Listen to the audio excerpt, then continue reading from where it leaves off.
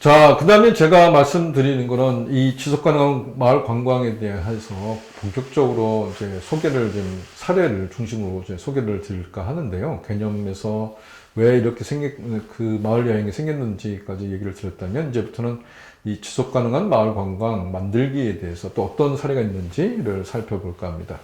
마을 관광, 커뮤니티 베이스 투어리즘은 환경, 사회, 그리고 문화의 지속 가능성을 고려해서 마을의 관광 자원을 기반으로 주민들의 자원을 발굴하고 개발하고 운영 관리한다. 그게 바로 마을 여행의 핵심이라고 할 수 있습니다. 그러면 제가 이제 지금부터 소개를 하는 데는 해외 사례에서부터 국내 사례를 소개를 할까 합니다. 이렇게 자세히 보시고, 저희가 이제 국내뿐만 아니라 국외까지도 이런 공정여행, 마을 여행도 공정여행이니까요. 책임여행도 공정여행이니까. 그런 개념으로서 공정여행 사례를 여러분들이 한번 조사하는 것을, 이번 중간고사로, 제출할까 합니다. 그래서 그렇기 때문에 여러분들 좀 잘 유심히 봐주시면 좋겠습니다. 자, 해외 사례는 다음과 같습니다. 여기 한 사이트가 있는데, 이거는 주로 아시아 지역의 홈스테이 또는 커뮤니티 스테이라고 하는데, 이 사이트에 들어가 보시면 네팔에서부터 베트남이라든지 여러 필리핀이라든지 이런 지역에 그 커뮤니티 스테이 또는 홈스테이라고 표현하게 되는데, 엄격한 의미에서 홈스테이보다는 커뮤니티 스테이가 정확한 표현이라고 할 수 있습니다. 홈스테이는 개별적으로 그 일정의 좀 민박을 한다라고 생각하면, 커뮤니티 스테이는 뭐냐면 우리 요즘 나오는 걸로 마을 호텔이란 말이 있는데, 그 지역 전체가 주민들이 협동적으로 만드는 그런 숙박, 체험, 먹거리 이런 걸 공동으로 개발하고 협의해서 그 지역의 경제적 이익뿐만 아니라 환경도 보존하면서 또 지역의 발전을 꾀하는 것, 그런 노력의 일환으로 생각하고 만드는 것이 바로 커뮤니티 스테이, 그 공동체 숙박 또는 마을 호텔이라고 할 수 있습니다. 홈스테이는 개별적으로 개별 집단의 개인이 숙박 게스트하우스를 열어서 그냥 손님을 받는 거라고 할 수 있죠. 물론 그것이 나쁘다는 뜻이 아닙니다. 그 게스트하우스를 열어서 그 지역에서 뭐 운영을 할 수 있지만, 또 제가 말씀드린 그 마을 여행에서 얘기한다면 그런 게스트하우스나 민박이나 이런 집이 서로 협의적 관계를 가져서 마을을 공동으로 관리 운영한다라는 관점에서, 다시 말해서 마을 여행의 관점에 쓴다면 그게 좀 더 적극적이고 지역 경제 발전에도 함께 나서는 거겠죠. 여기 사이트는 그런 집들이긴 한데 홈스테이라고 하지만 커뮤니티 스테이 개념입니다. 그래서 보시면 집들 각 가정에서 어떤 숙박을 한다면 어떤 지역에서 어떤 놀이를 할 수 있는지 그런 프로그램을 볼 수 있고요.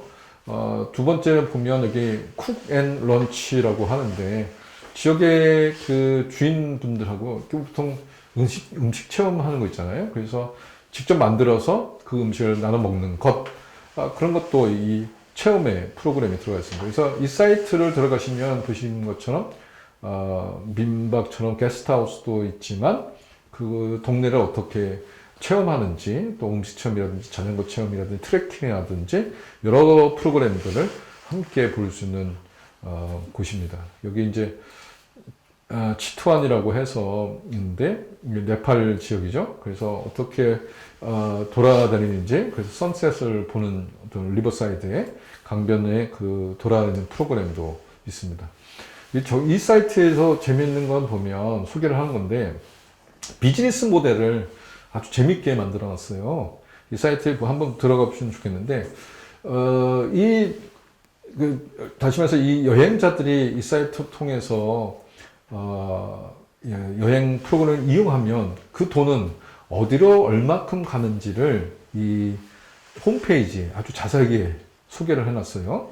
재밌는 건, 이 홈페이지를 만들고 운영하는 것의 15%가 베네피트가 간다는 거죠. 근데 $100를 내면 100달러 중에 15달러는 이 홈페이지를 관리 운영하고 프로그램을 개발하고 또 교육하고 이런 거에 그 15%가 가는 거고요.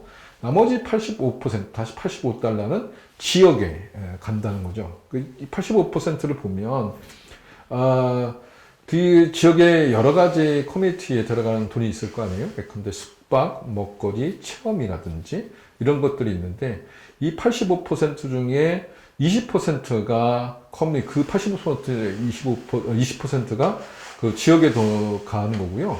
그 다음에 호스트, 다시 말해서 직접 그걸 운영 관리하는 분한테 80%가 간다는 거죠. 그러니까 전체에서 100달러 중에 15달러는 이 매니지먼트 하는 여행사랄까? 이런 것을 매니지먼트 하는 데가 15달러를 가져가는 것이고, 85% 중에 80%는 예컨대 호스트하는 민박집이라든지 또 먹거리 하는지 이런 게 가는 거겠죠.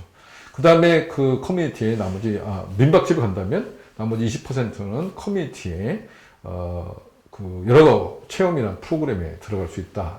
이렇게 구체적으로 우리 돈이 어떻게 쓰이는가 그런 것들을 잘 표현했습니다. 보통 일반적인 여행업도 보통 15% 내외가 되거든요. 10에서 20% 정도가 어쨌든 그 매니지먼트 하는 서비스 차지가 들어가는데 여기도 분명하게 15%라고 표현을 했습니다. 그 다음에 제가 소개를 할 곳은 가까운 일본인데, 일본에도 이런 일본에는 협동조합이 특히나 발전이 되어 있죠. 그래서 일본도 협동조합 같은 것도 있는데 그렇게 하는 것처럼 온천 지역도 많잖아요. 그래서 온천 지역이라든지 농촌 지역을 중심으로 해서 상당히 홈스테이 또는 커뮤니티 스테이 또는 커뮤니티 액티비티라고 해서 농촌 활동 체험들을 많이 볼 수 있습니다.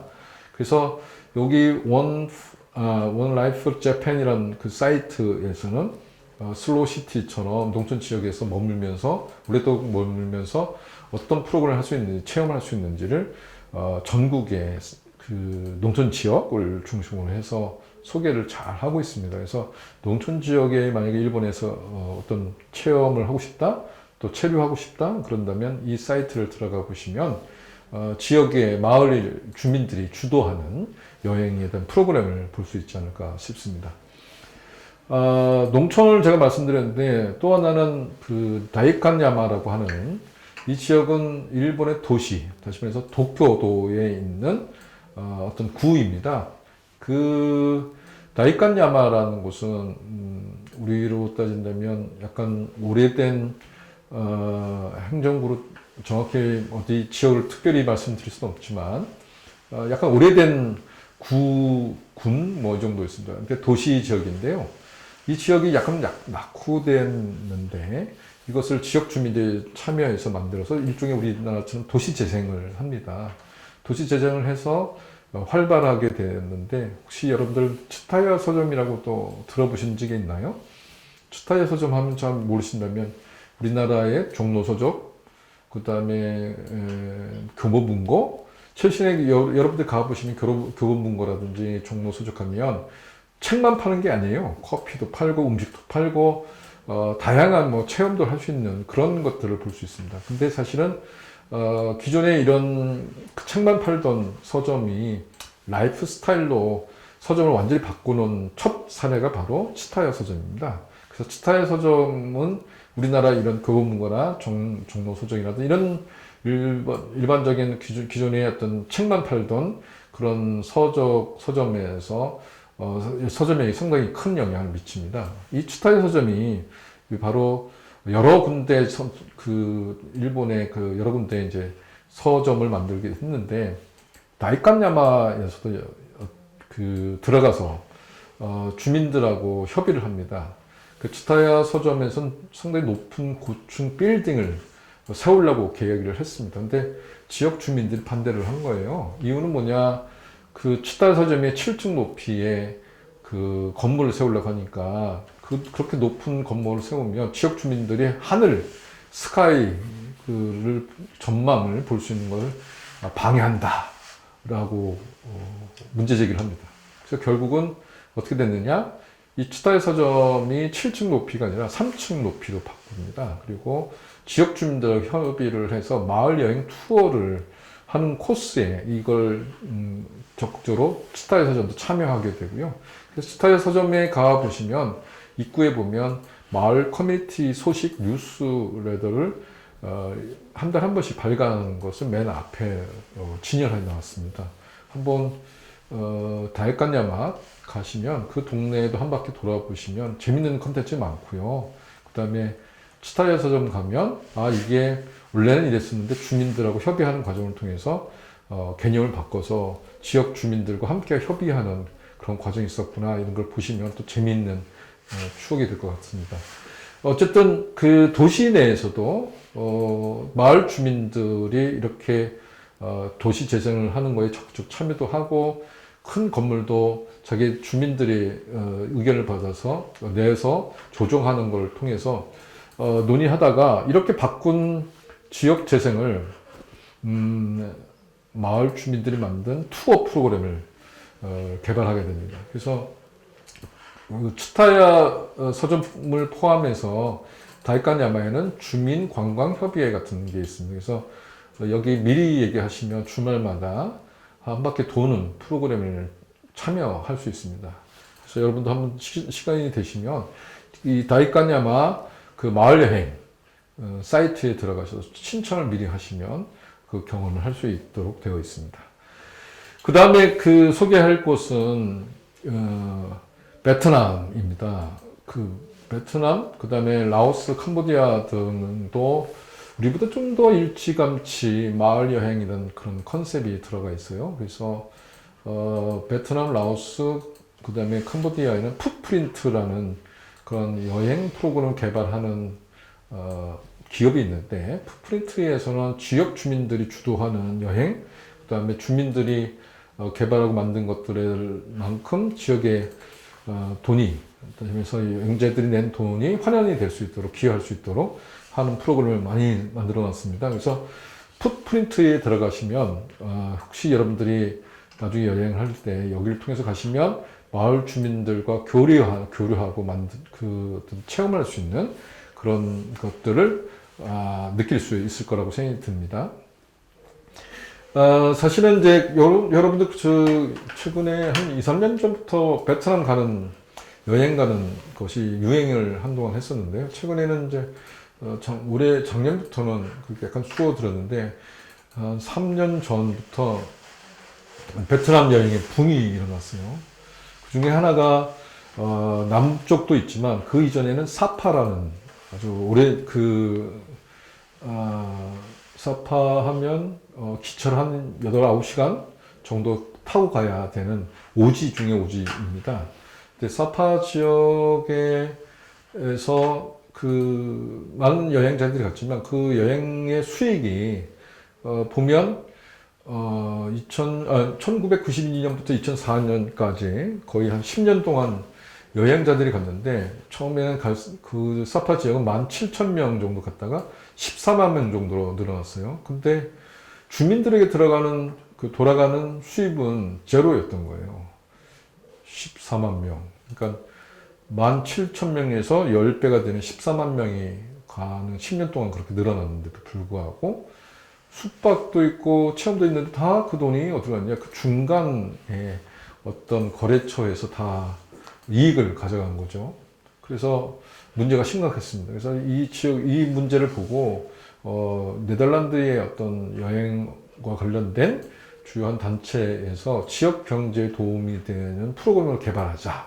그래서 2004년부터 사파 지역에는 새로운 어떤 다시 말해서 마을 주민들이 주도하는 여행에 대한 상품들, 기획들이 늘어나기 시작했습니다. 그게 시작이 돼서 지금은 사파 지역은 베트남 사파 지역의 상당 부분은 지역 주민들에게 이익이 돌아가는 그런 것으로 바뀌게 되었습니다.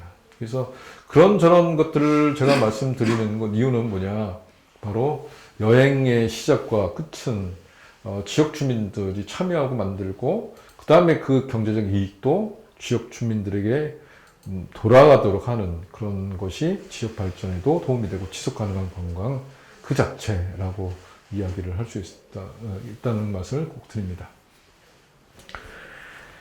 자, 그다음에 이제 마지막으로 제가 말씀드리고 싶은 거는 국내 사례입니다. 마을 여행에 대한 국내 사례인데요. 제가 이 제목을 마을의 세계를 담다라고 표현을 했습니다. 마을이 그냥 조그만 마을 이렇게 보실 게 아니라 마을에는 온갖 세상, 세계의 이야기, 그 다음에 세상을 담고 있습니다. 품고 있습니다. 마을을 자세히 보면, 잘 보면 자연도 보이고 사람도 보이고 문화도 있고 역사도 있습니다. 그것을 통해서 저는 어떤 글로벌 전 세상을 느낄 수 있는 것이 바로 마을 여행의 시작이라고 저는 생각이 듭니다. 지금 말씀드리고자 하는 거는 이제 관광두레인데, 아까도 말씀드린 것처럼 관광두레는 2013년도부터 시작을 해서 지금까지 한 7년 동안, 전국의 어떤 지역 주민들이 주도하는 여행 프로그램을 생산하고 만들고, 그 다음에 운영하고 있는 프로그램입니다. 일단 중앙정부에서 지원을 하기 때문에, 제가 알기로는 규모가 좀 어느 정도 되는 것 같아요. 초기보다 한 3배 정도 연간 예산이 늘었습니다. 그래서 여기 보신 것처럼 지역에는 전국적으로 73개 지역, 그 다음에 관광두레 PD라고 있는데, PD는 한 46명, 한 50명 됩니다. 그 50명이나 PD라고 하는 것은 뭐냐면, 그 지역의 프로그램을 기획하고 진행하고 하는 분들을 그래서 프로듀서라고 해서 관광두레 PD라고 합니다. 그래서 한 50명 되고요. 그 다음에 주민사업체가 171개. 다시 말해서 지역에는 73개인데 거기에 건데 숙박이라든지 여행사라든지 체험이라든지 공예품 만드는 그런 사업체가 한 171개가 되고요. 그 다음에 거기 참여하는 주민들이 1,400명 정도 된다고 나와 있습니다. 이건 이제 관광두레에서 나온 공식적 자료인데요. 그만큼 지난 7년 동안 여러 사람들이 참여하고 지역도 참여하면서 이제 관광두레도 PD도 하면서 점차 개발되고 발전되어 있는 것을 알고 있습니다. 그래서 여기 이제 관광두레에 대한 정의가 나와 있는데, 지역 주민들이 지역 고유의 특색을 지닌 숙박, 식음이라고 하는 거는 먹고 마시는 걸 다 얘기합니다. 그 다음에 여행, 그 다음에 체험, 레저, 기념품 등을 생산, 판매하는 관광사업체를 창업하고 경영할 수 있도록 지원한다. 그래서 마을이라고 한다면 그런 다양한 그 업체가 있잖아요. 숙박도 있고, 커피, 카페라든지, 그 다음에 식당도 있을 테고요. 그런 투어를 안내하는 여행업체가 있을 수도 있고요. 체험하면 뭐 여러 가지가 있죠. 자전거를 탄다든지, 그 다음에 레일바이크를 한다든지 이런 걸 다 체험이죠. 레저도 있고요. 그 다음에 기념품은 공예품, 지역에 나는 것들을, 특산품, 기념품을 판매하는 것. 이런 다양한 지역의 주민들이 중심이 되는 것들을 연결하고 네트워크를 해서 그걸 이제 두레라고 하는 거죠. 두레를처럼 엮어서 만드는, 그래서 그 따로따로 노는 것이 아니라 한 지역에 이런 유기체적인 협동을 해서 지역의 네트워크를 만드는 것, 관광을 중심으로 네트워크를 만드는 겁니다. 그렇게 육성 관리하는 겁니다. 그래서 관광두레 구조를 보시면 문체부가 제일 상위에 있고 문화관광연구원이 그 다음에 연구를 하고 있는데, 최근에 이 문화관광연구원에서 2013년도 시작했다가 올해부터는 한국관광공사로 이 사업 프로젝트가 전체로 이관이 되어 있습니다. 그래서 그 다음에 관광두레 사업단에 보면 관광두레 PD를 중심으로 해서 멘토, 그 다음에 고객, 지자체, 그 다음에 지역자원, 주민들, 이런 내외부가 전문적인 분들이, 또 단체가 스테이크홀더라고 하는데 그런 분들이 유기적으로 참여하고 만드는 것을 볼 수 있습니다. 그래서 지역 주민들이 참여하지만 꼭 지역 주민들만 아니라 그 지역을 잘 이해하고 그 지역에 관계를 하는 사람들, 그런 지자체도 당연히 행정단위가 들어가고 전문업체도 함께 하는 겁니다. 그래서 주민들, 관광업체, 또 전문업체, 그 다음에 행정단위가 함께 참여해서 만드는, 이 관광두레 모형이 좀 더 커진 것을 나중에 그 시간이 되면 말씀드리겠지만, DMO라고 합니다. Destination Management Organization이라고 해서 관광지 중심의 행정, 전문업체, 그 다음에 주민들의 협의적 구조를 갖는 것, 그것이 이제 관광도래가 발전해서 그런 모양을 로 나가기도 합니다. 현재는 이 표를 본 것처럼 관광도래가 그 처음에 시작할 때보단 사뭇 늘어나서 그 많은 지역과 많은 참여 주체들이 있는 걸 볼 수 있습니다.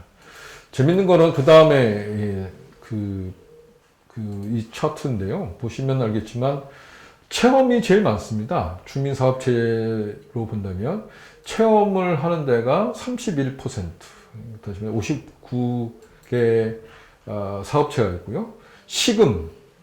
시금하면 이제 먹는 것, 마시는 것, 카페를 한다든지 식당을 한다든지. 근데 그 식당이나 그것이 다 특별한 이유가 있고 스토리텔링이 있는 지역의 특징이 있는 것들이 있죠.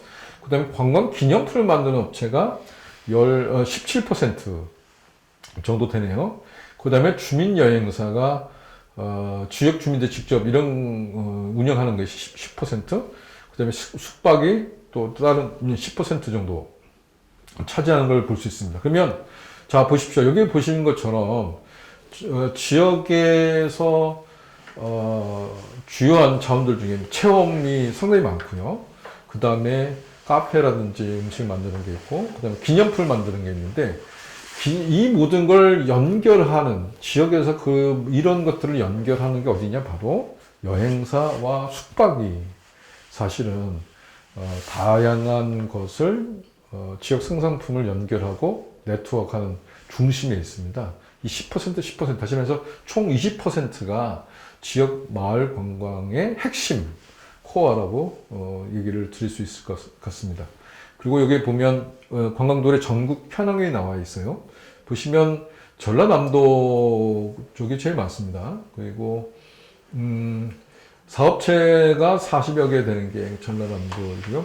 그 다음에 강원도도 많은 편이에요. 27개 주민사업체에 158명이 참여하고 있습니다.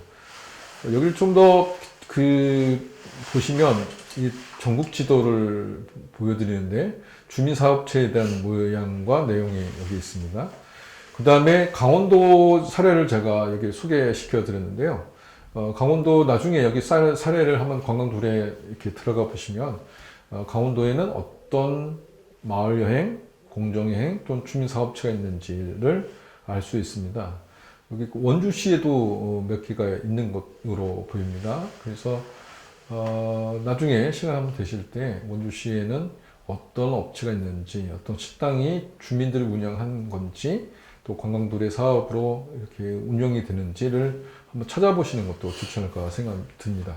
제가 하나 소개를 해드리는 게 양양에 있는 서핑 학교입니다. 그 양양 쪽에는 그 서핑이 이제 유행하죠. 그런 것처럼 이 지역 주민들이 중심이 돼서 양양 서핑 학교를 하고 있는 것으로 한 사례를 제가 소개를 해드립니다. 그 다음에 제가 또 소개를 해드리고 싶은 건 뭐냐면 마을여행이나 주민여행 업체를 많이 하는 데가 사회적 기업이라고 할 수 있어요. 사회적 기업도 관광 분야가 있는데 거기에는 좀 공정관광, 마을여행 뭐 이런 것들을 많이 하는 업체나 그런 프로젝트를 하신 그런 분들이 있다면 바로 이 사회적 기업의 리스트를 잘 찾아보시면 됩니다. 사회적 기업이라고 하는 것은 사회적 서비스 또는 일자리를 제공하거나 지역 사회에 공헌함으로 지역 주민들의 삶의 질을 높이는 또 그런 사회적 목적을 추구하면서 재화 및 서비스의 생산 판매 등 영업 활동하는 기업을 가리킵니다. 나중에 그 사회적 기업과 관련된 것들을 좀 고민하시면 좋겠어요. 여러분들이 취업도 중요하지만 창업을 생각하신다면 사회적 기업에 관심을 갖고 한번 보시면 좋겠습니다. 그래서 이때 일자리 창출만 아니라 두 번째는 사회적 서비스라는 것을 보셔야 됩니다. 사회적 서비스라는 것은 교육, 보건, 사회복지, 환경 및 문화 분야의 서비스, 다시 말해서 관광 분야도 들어갑니다. 그렇게 하는 것. 그래서 지역사회에 어쨌든 기여를 하면서 동시에 사회적 가치를 창출하면서도 동시에 비즈니스 모델을 만드는 것. 두 마리 토끼를 잡는 게 바로 어떻게 보면 사회적 기업인데요. 그 리스트를 제가 보여드리면 전국적으로 보면 우리나라의 사회적 기업은 한 2,456개로 나와 있습니다. 사회적 기업 진흥원의 통계에 의하면 한 2,500개 정도 되는데요. 그 중에 바로 여기 보시는 것처럼 관광 분야도 아주 적지만은 있습니다. 사실은 여기는 관광이라고 표현되어 있는데요. 이 문화예술 쪽에 상당히 관광 분야에 겹치는 것들이 있습니다. 그래서 문화예술과 관광 이 분야를 함께 보시면 이게 상당 부분 지역 관광 또는 사회적 기업, 그 다음에 지역 관광을 활성화시키는 마을 여행 또는 공정 여행 하는 데가 적지 않게 많이 있는 것을 나중에 보시면 알게 될 것입니다. 제가 이제 이야기를 드린 것 중에 이제 국내 사례를 얘기 드리는 것 중에 크게 보면 관광 두례를 통해서 마을 여행, 공정 여행 하는 것을 제가 소개해 드렸고, 사회적 기업에도 적지 않이 많은 업체들이 또 공정 여행, 사회적 서비스를 하는 그런 공정관광 마을 여행 하고 있다, 이렇게 제가 말씀드렸고요. 여기 서울시를 보면 서울시도 25개 구를 중심으로 해서 마을 여행을 많이 하고 있는 것을 볼 수 있습니다. 그래서 구로구라든지 성동구라든지 북촌이라든지 있습니다. 북촌의 경우는 오버 투어리즘이라고 하는 게 있는데, 이게 뭐냐면 2016년도에 해럴드 구딘 교수가 책임 여행을 처음 시작했던 분이죠. 그분이 서울 공정관광 국제 포럼에 오셨어요. 그때 저하고 같이 이 북촌을 갔는데, 그 양반이 처음으로 얘기한 게 북촌에 가서서 너무 많은 사람들이 와서 그 지역의 거주민들에게 불편을 초래하는 것을 보고 그게 바로 오버 투어리즘이다 라고 이야기를 했어요. 그래서 2016년도에 그 북촌을 보고 해럴드 구딘 교수가 그 얘기를 한 게 이제 기사가 되고, 그래서 그 이후로 2016년도 이후로 오버 투어리즘이라는 이야기가 우리나라에서 상당히 많은 이야기가 나왔죠. 그게 바로 해럴드 구딘 교수가 어쨌든 북촌을 방문하면서 했던 이야기의 시작입니다.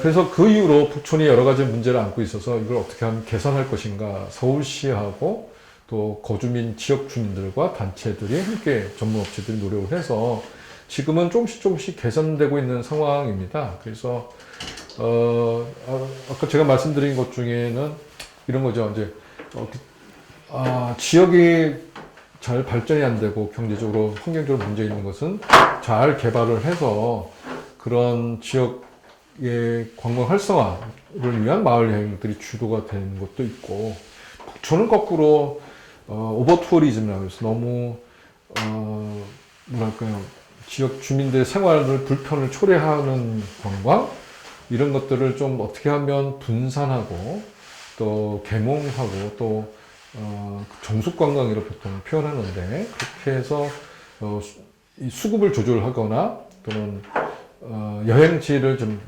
확장을 해서 그런 것들을 좀 막고자 또는 개선하고 대안을 찾고자 하는 것도 마을 여행의 중요한 역할이다. 그래서 마을 여행에서 북촌의 경우는 거꾸로 관리의 측면에 있습니다. 그래서 많이 오라는 것만 아니라 그것을 어떻게 매니지먼트 할 것인가, 다시 말해서 관리를 할 것인가, 이 부분도 상당히 중요한 의제인 것 같아요. 그래서 마을 여행은 지역의 발전을 위해서 어떤 관광 자원을 개발하고 발전시키는 것뿐만 아니라 너무 많이 오면 그것을 조절하는 역할, 관리하는 역할도 상당히 중요하다를 바로 이 북촌 관광을 통해서 알 수 있습니다. 그래서 북촌 특히 이제 11길이라는 것이 이제 미디어에 너무 노출이 돼서 거기 사진 찍으러 오시는 분 너무 많거든요. 그래서 그런 것들 폐해를 막고 조절하는 것들도 이때 만들었고요. 그래서 더 좋은 북촌 만들기 프로그램을 해서 더 좋은 북촌 만들기는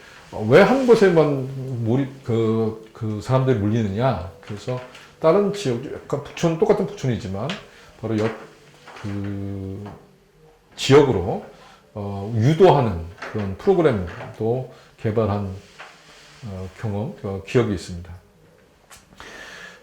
제가 이런 이야기를 소개를 하면서 말씀드리고 싶은 마지막입니다. 마지막 말씀드리고 싶은 건 우리 상지대학교가 있는 원주시. 이 원주시에도 많은 역사, 문화 자원들이 있는 거죠. 그래서 만약에 여러분들이 원주시를 마을 관광, 마을 여행의 관점에서 보면 어떤 단체, 어느 주민들과 어떤 프로그램을 같이 개발하고 하면 좋을지, 여행 상품 만들면 어떤 것을 또 하면 좋을지, 기존에는 어떤 여행 상품이 있는지도 한번 살펴보시는 것도 좋지 않을까 생각이 듭니다. 그래서 국내, 해외도 중요하지만 원주시에서도 마을 여행, 마을 관광을 어떻게 하면 만들 것인가, 그런 또 어떤 것은 문제가 있는지, 어떻게 하면 개선할 수 있는지도 한번 생각하는 시간, 그런 시간이 되었기를 바랍니다. 네, 감사합니다.